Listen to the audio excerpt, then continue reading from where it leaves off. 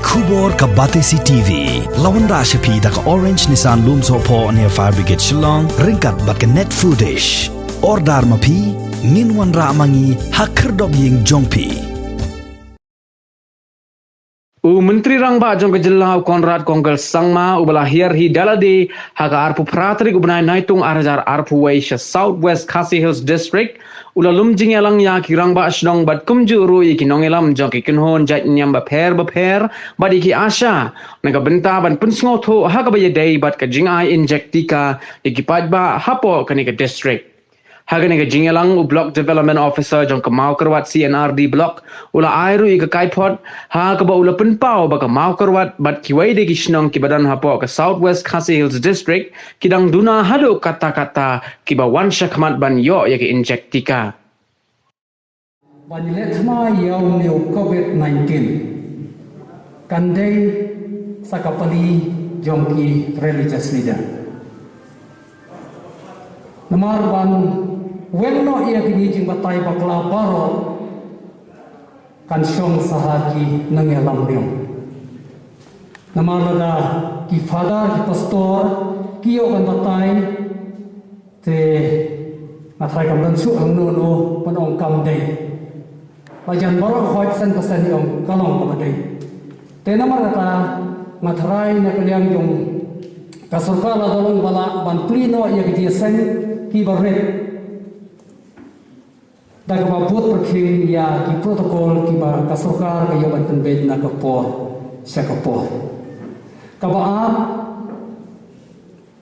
lada hayo la pli le ya bunbreu tengah trai dalang plino e ki jing maniru kam la jinge na takawi ko bang isin jinge hakanika dong mo kurat ke jingi gelong la persang ban ya le ki social distancing Henry na poi habang kastom hudu kata-kata.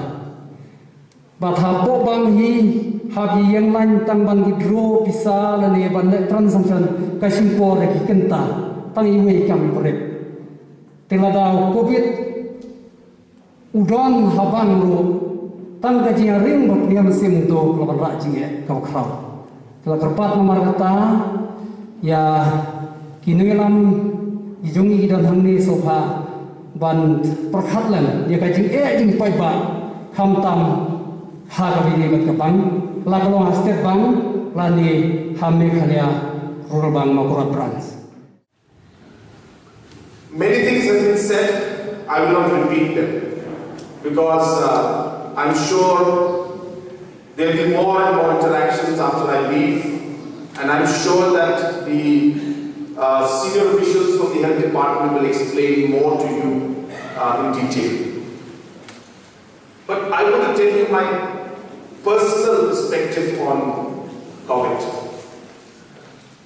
Number one, COVID has disrupted everything from your personal lives to governance, to the taxes we collect, to the implementation of projects that we do. So it has been a very, very difficult time for the government also. In the last 1.5 years, we have not been able to do the kind of development works that we had planned. Or we could not take up new projects that we wanted. From the public side, you have not been able to live your normal life. Lockdowns have happened. Agriculture work has stopped. Sometimes MG and RHS work stopped. Shops have been closed. People have lost thousands and thousands of rupees because they could not sell their vegetables. So we have all suffered because of COVID.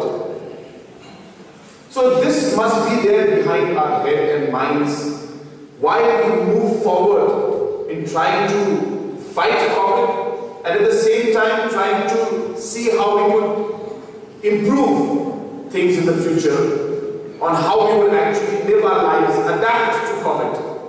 Because COVID will not go away today or tomorrow or next month.